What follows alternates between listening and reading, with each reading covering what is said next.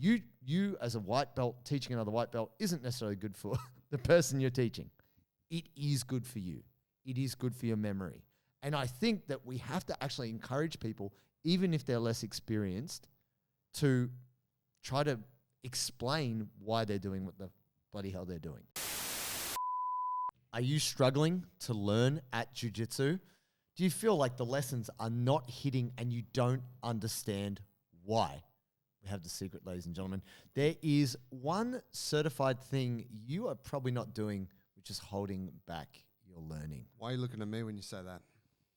I'm not. I mean, we are on a podcast together. I do have to look at you at some point. It's disappointing, but it's how it goes. Ladies and gentlemen, for you out there, I am actually going to say something which it's not a backflip, but it's definitely a change in thinking. So this is an idea that comes from outside of jiu-jitsu, and I want to circle back around. So a while ago, I saw two white belts coaching each other. And I was like, what are they doing? It's the blind leading the blind. You don't know what you're doing. You kind of know what he's doing. And this is just confusing. Yeah. And a lot of coaches see this. And, often a coach will be like, hey, hang on, guys. That's not what we're doing, right? But here's the key thing. I am going to say right now, white belts should teach white belts. Now, let's pre-frame this slightly. A little while ago, a friend of ours, Bobby Sandu, now of greater fame and repute, I had said that I would not want to go to one of Bobby's seminars because I don't feel like I would necessarily learn anything in particular, right? And this copped heat. It almost started a beef that ended the friendship because Bobby and I are friends. We were teammates for a while, and I respect him a lot. And we have circled back around, and Joe had said, I would go to a Bobby seminar. And I was like, that's cool, And that was just more my beef with seminars, not Bobby particularly. But what I'm going to say right now, and I've said it before. Come on, bro. No, hear me. Teaching is the number one way for you to get better at jiu-jitsu, even if you suck at it. Why? Because it consolidates memory. One of the biggest things we miss is we take on a technique, we kind of practice it, but then we don't have to do anything with that information. And actually having to formalize your thinking and share it is one of the key ways for you to remember. And this comes from this thing called the learning loop, which I learned about a little while ago. And so that's why I believe white belts should actually teach white belts. The way you wove the Bobby story into that, very unsatisfying. I feel like you left that loop open. Oh, no, you need closure? The Zeigarnik effect was... Yeah. It was hurting you? Zeigarnik? This is what James Smith was talking about. When a loop is left open, yeah, you remember it. You brought that in, but then you were just like, boom. I brought that in because I wanted to say that Bobby teaching a seminar is as good for him as it might be for you. It is as good for the teacher as it is the learner because they are actually formalizing their ideas and learning as they are doing it, which actually makes them better. So in that way, Bobby going out and teaching seminars makes him better. It makes him a better athlete, makes him a better teacher. So yeah, good for him. What I'd say is you as a white belt teaching another white belt isn't necessarily good for the person you're teaching. It is good for you. It is good for your memory. And I think that we have to actually encourage people, even if they're less experienced, to try to explain why they're doing what the bloody hell they're doing. Yeah. Now, Joe, you have had different experiences coaching in fitness, but also jiu-jitsu. And when you had to teach jiu-jitsu, like originally you used to run the BJJ program here. Yeah. That pushed you a little bit, didn't it? To think about, what am I going to show these guys? Yeah, it was hard. You had to think about your jits more, right? Yeah. Yeah, something that was, jits has always been intuitive to me. Yeah. Like I do it, but I can't explain it. So natural. Yeah, so I found teaching quite a challenge. I mean, that was after I had coached the 3 moves that I do only. And I coached them, You're like, wow, again. This syllabus is really thorough. Yeah, guys. Close guard, sit up, sweep. Again. Guys. Guillotine. Pass. I don't know what kind of pass it is. It's just this one. Get around those legs. Yeah. Straight ankle lock. Oh. But so, yeah, it was, there's... Now, I could have done a lot better in that. I could have learned a lot more. But the reality is that I was just kind of teaching basic shit, and I probably wasn't really spending the time to understand newer techniques to me so that I could pass them on. that is something that I do more now, and I don't teach anymore. But say I'll actually apply myself more when I'm learning, practice that more, and then I'll try and pass it on to someone else because I'll be like, hey, I want to kind of reiterate this thing for myself. Yeah. It's often when we're training in the mornings doing our bulletproof small group. Yep. I'll be like, hey guys, have you guys seen this shit? Let me show you this shit that I learned Yeah, yesterday. it goes from like squats and like Nordics to like, hang on a second, there's a heel hook going on over there. Yeah. Like sometimes I'll be training Kainoa at a similar time. I'll look across and it just breaks down into like, get a phone, we're doing this. Yeah. It's like, oh wow. But that is definitely selfishly for me to have a chance to reiterate that thing. Yeah. To prove to myself that I learned it. That you understand it. Yeah. And I actually have found this, like I am obsessed with learning. This has been my number one thing for a long time, that many podcasters and writers and people who write blogs will say that when you have to put an idea into writing and you have to read your own writing, you're like, fuck, do I understand this? Like you're trying to explain the idea to an unknown reader so once they've read your writing, they get your point. And it's even harder again if you have to speak publicly, because most people, they don't have to stand in front of a crowd. Like maybe for your job, you might have to give a presentation but for most people, public speaking's not part of their job. Nah. So having to take an idea you understand and make strangers understand it is a totally different level of catalyzing thoughts. But the reason why I bring this up, there's 3 key reasons. One of them sounds unrelated, Jamie Oliver. For those of you out there who are not familiar, Jamie Oliver is an English chef of some great repute some years ago, maybe not so famous now. He was like the first big time celebrity chef as far as I can remember. Yeah, even before Gordon Ramsay, he had presence as a very young man. And he had a TV show and shit. And I don't think chefs didn't get TV shows much. This is back like then. early 2000s. Yeah, he had like prime time, at least here in Australia, prime time. And so he had a thing where he was like, English people eat like shit. We're eating really poorly. He even went to America and jumped into the school system and tried to help out in the cafeterias to try and give the cafe ladies help to give the kids better nutrition. And he was teaching people how to cook dishes because people are like, it's too hard. He's like, no, it's not. Trust me. I'm a chef. Let me show you. But the thing he made them do was they had to then go teach it to their kids, teach it to their partner, teach it to their mate, as a part of like, it's a kind of reach one, teach one. I taught you for free, but also I made all this content, the TV stations are paying me lots of money. But then he was like, now you must go share this information. And that helped them really integrate it into how they thought about food. And it was like giving them a responsibility to share this good info. And I think that's true too with Jiu Jitsu. If you've got a technique really works for you and you're like, this is my thing, you like sharing it. You're like, hey man, let me, like, because sometimes if you tap someone with a technique, there'll be like a submission, they'll be like, what the fuck was that? You're like, welcome to my TED Talk. Welcome to my seminar. And you show them, and when someone comes back to you, this is a source of pride for me as a coach. Shout out Jeremy Martinez. When a student, good friend of the show, of the pod, good friend of all of ours. Man, I'm so pumped because I am hydrated by our good friends at Sodi. Sodi are an Australian brand who are keeping all the best athletes hydrated, or maybe you're just a thirsty human and you are trying to be a bit less thirsty. This is my favorite flavor. This is salty grapefruit, seriously underrated, very fresh. Now, essentially, we are human walking oceans. We need to have sodium, potassium, and magnesium in our blood. And that's what these guys have done. So Jason Kale at Sodi have put together this beautiful product. And you, my friends, can get a discount when you order with the discount code Bulletproof15 for 15% off. And you can stay very hydrated. When a student does a technique you showed them, and they go, hey man, that thing you showed me, it worked. It's like, my boy, yes, my girl. Like, you're proud of them because you help grow their jiu-jitsu.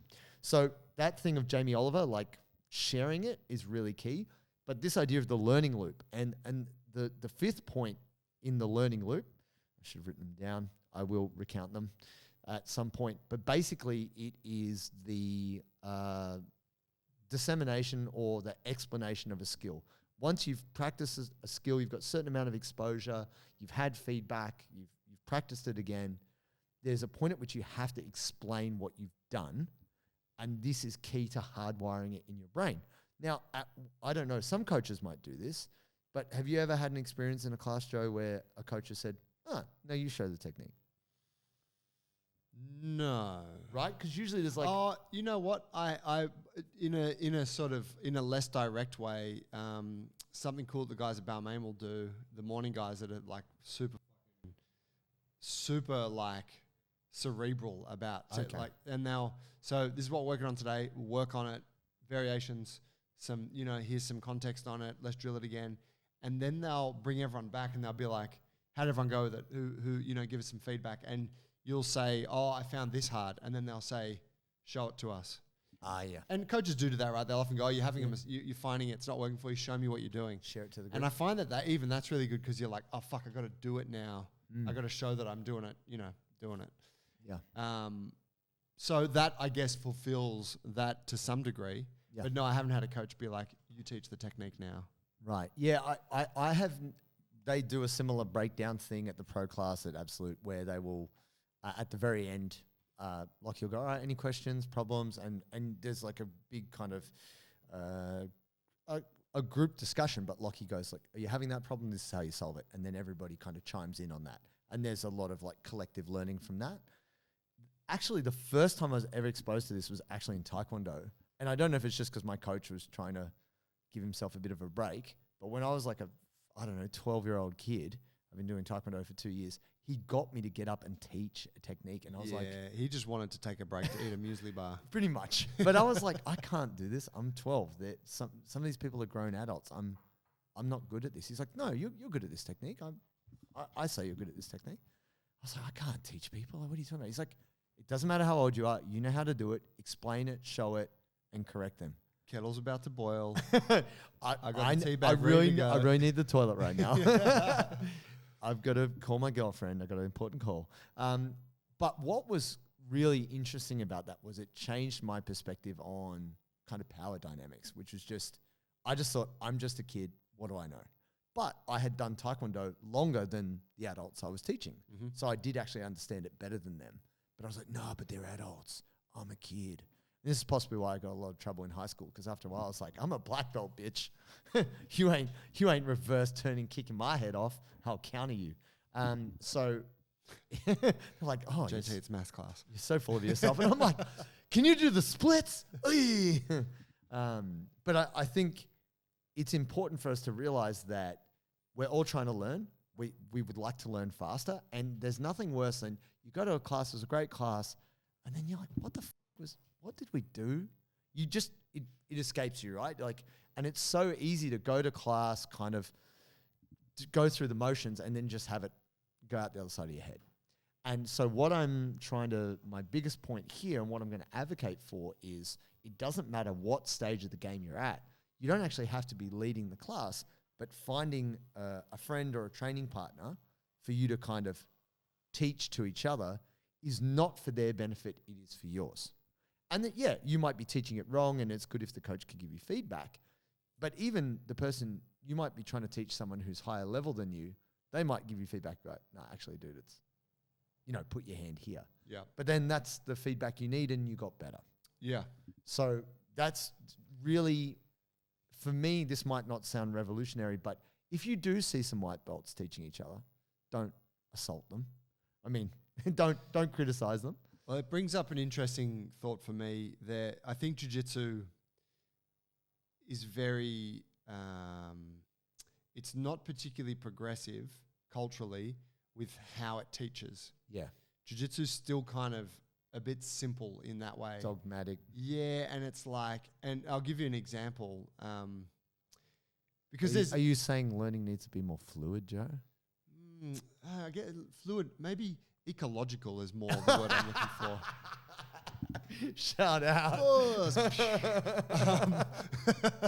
What up, Greg Sardis? You know what's happening? No, but like I'll give you an example. Like when I coach like strength movement stuff. Yes. And I've done like a lot of I coach a lot of seminars and shit, and I will coach in some distinctly different ways. I will coach in a very technical way, which is, guys, we're looking at a Romanian deadlift. Here's what it looks like. ABC. Here are the 3 main points of performance. Have a go. Let me give you feedback, right? That's a very typical way to coach. But then I'll coach things that are, guys, I'm not going to say anything. Follow me, do what I'm doing. And then I just start performing something. That's usually when you see me doing shit down the room, like crawl patterns or locomotion. Sure. And all of a sudden everyone's like, fuck, got to keep up, got to try and copy. I don't say anything, keep going. And it's like this thing where people are making mistakes, but they're finding their way through it. They're frustrated because they're trying to gain all the information from watching. And like, so that's a very different style of teaching, right, to the first. And then there's things where you'll be like, all right, guys, here's the technique. I want you to work in partners and I want you to coach each other. So you could take, like there's more, but you could take those 3 examples and go 3 different styles of teaching, right? Yes. All quite valuable. Now in jiu-jitsu, it's usually coach. Coach says, do this, don't do this. And then, all right, guys, you're working on it for 3 minutes. And you see this a lot. The students will break off. A couple of new people will start working on it. The person will not even have finished their first repetition. And the coach, you did it wrong. You did it wrong. You got to put your foot here. I told you to put foot. Okay, yep. And you see, and they pick up the foot and they put it there. Put it there. Okay, now grab this. Yeah, good. And they correct it. And then coach walks away. And it's like this simplified thing where the coach is thinking, all I have to do is make them do it perfectly once and then it will be perfect.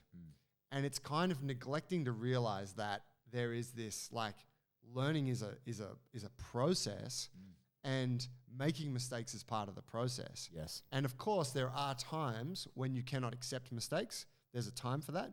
But I think there has to be a time too where mistakes are allowed to be made. Yeah. Right. So then as the coach, you have to think, well, if I can acknowledge that the student is going to make mistakes, what mistakes am I willing to accept? Sure. Right? So you might go into the idea of, I'm coaching this technique. I think some of the newer students might struggle with this. I want them to learn this concept. But the particular technique, if they fuck it up a little bit, I'm okay with that. I just want them to understand the concept of whatever it is, controlling the knee line to attack the heel. Yeah. Right? So then you're triaging. You're going, all right, most important thing here, top priority, getting the concept, the technique stuff, that's secondary. If they can learn that, awesome. For my higher belt students, I expect them to nail everything. For the lower guys, I'm cool with this. Sure. And so I think that sort of nuance of coaching experience, you do see it in jiu-jitsu, but it's not the norm. It's not standard. No. And in that way, you could say like, because I totally agree with your point, you could say that there is a place for give those 2 white belts the thing you want them to work on and then leave them alone for 5 minutes and let them make a bunch of mistakes, let them troubleshoot and tell them, hey guys, I want you just to work, like give them that permission. I want you guys to just, I've given you the 3 things. I want you just to with it. Just do it. Okay, I'm not going to correct you for the first 20 reps. Just go. Or even more maybe like 10 minutes, 20 minutes. Like arguably, right? Like we're always in that time pressure with jiu-jitsu, but yeah, like really you should be able to give them, I don't know. But so give them that space, let them fumble their way through and self-assess and give feedback and coach each other and then step in and go, okay, main mistake I see you guys making is this. Let's fix that one thing and then fuck off again. Yeah. And give them another 5 minutes. Now, that's a luxury that you often don't have in jiu-jitsu, but I think as a concept, we kind of need to create this space where people can become their own, like they can become like a learning machine. Yeah. Versus just becoming a regurgitator of whatever you told them. The old school rote learning method. And I do think that that's kind of, without being super familiar with, I think that's like the ecological, what they're trying to get at is giving people, it is a framework to allow people to learn better autonomously. Partly. I mean, look, we can... I think we can do a separate episode breaking down the ecological approach. I'm excited. Why's that? We have an apparel sponsor, Parry Athletic. Bro, George came through, messaged us on the Instagram, said he's been following our program for ages. He's getting stronger and more mobile. And he's got this cool gear company called Parry, and he wants to send us some stuff. And he told me that his mission was to create the best pair of training shorts ever. Yeah, he wanted something that he could lift and roll in, and that could accommodate thick, muscular thighs and hips. And that suits us. Speaks to us. Also, what I like is I love the colorful design. It actually looks really cool. I am the most colorful dude on the mats these days, hands down. I think the thing that I've loved about it is just it feels good. It feels good. It looks good. And you, ladies and gentlemen, can get a discount when you go to checkout. If you go to parryathletics.com, put in the code bulletproof20 and you get 20% off. Oh, yeah. I don't think that fully acknowledges what that is about. Even though, yes, I think that it speaks to that. For me, I think what I've been interested in is that people learn differently. So there is some people who can just watch videos and then just come and train and do that, which for some people that's just ridiculous. And then I think what you were saying about allowing people to make mistakes, that's actually super important. Whereas most coaches are like, no, don't make mistakes. Like you were saying, they physically correct you. When actually we all know for the best part, some of our best lessons, even though they weren't our best experiences at the time, was fucking up completely, and the lesson drawn from that. And me, I'm much more kinesthetic. I'm a very monkey see, monkey do. How does it feel? That feels wrong. That feels right. And I definitely have. That's different. That's monkey feel, monkey do. Well, similar. Well, right? Yeah. But I definitely have to see it. But then I'm a hands-on. I have to do it. I can't. It's the theory. Not that it's not helpful, but to just hear someone talk about a technique and watch it's not enough. Like you're talking about feeling the pressure. Yeah. When someone's like, I put my elbow here, how does that feel? You're like, oh my God. Yeah. Then it registers in my brain. That's what I'm now doing. Ultimately, with that, what I understood as a limit on my first coach, he was like, I have this teaching style. If you don't learn the way I teach, you're a retard. Yeah. Which is not true. That's kind of like the infantile approach to coaching. It's like, this is the one thing I do. The and one if it way, doesn't suit you, then there's something wrong with you. You're dumb. Yeah. And what I'd learned from high school was because I had a really good English teacher. She tried to teach us, Miss Bernays. She tried to teach us in different. Bernays. Yeah, she tried to teach us in different ways. She took my argumentative nature and helped me become a better writer. She explained an essay as an argument. I was like, serious? No. So she was explaining, why do you have an introduction? What does that mean? How do you support your argument? What's the point of a conclusion? And she was explaining to me in the context of an argument. It's like, that's what an essay is. You're arguing to communicate a point. I was like, God, I'm going to be so good at writing essays now. And I got better because it was everything in capitals.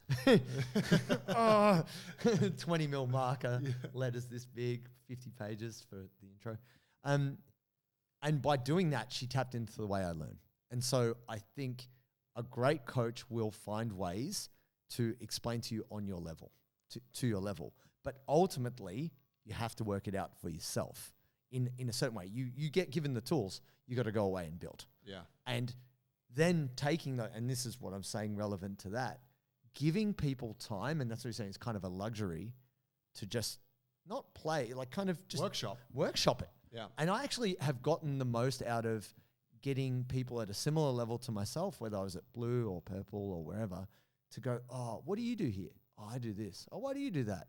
And just going back and forth, not even rolling, just positionally discussing the idea, opened up the understanding massively. I learned way more from that kind of workshop approach than a formal class approach. That's just me. Yeah, I agree. I think most people would vibe with that, because you get those little breakout groups on the mat sometimes, after class or whatever, where it starts becoming a bit of a workshop thing. And it'll usually be led by a couple of people who are actually doing the thing, and then other people gather around, and then interested. Someone throws in a question, and then and you can see this thing. If you're observing, it's like, this is really rich right now, this exchange for everybody. And you can just be an observer, be learning a bunch, or you can be the one that's bringing the technique forward. I think if people are looking for practical application of that, the coach needs to create the container for that to happen. So you need to have that space in class to facilitate, or you need to let it happen organically after class. Yeah. But if you squash that container every time, hey guys, off the mats, next class clean is the starting. mats, or or if you're like I'm coaching the thing, boom, boom, boom, do it like this. Okay, now do. Okay, next technique. You're not the black belt. Yeah. What are you doing? Right? I think if you squash that, then you miss all of that opportunity for the students. Yeah. And I mean, That's a great opportunity often for the coaches as well, right? Mm. I'll be honest, I've spoken about this. When I'm in that setting with some of the guys I train with, I'm oftentimes the highest belt, but I don't have much input. I'm just there to learn. Yeah, cool. And I'm like, this is cool. You guys are like thinking about this shit way more than I am. You know what I mean? Yeah. And they know, what do you think? And I'll be like, I don't know, I'll take whatever you reckon. Whatever you got. but that's the reality, is that it kind of brings everyone down. It's all about the information exchange then. For sure. And I think the misconception about being a higher belt is that you automatically know more. Not necessarily, maybe, but you got to think also you know, you own and run a number of businesses. You know, if you've got a 25-year-old purple belt, you know what I mean?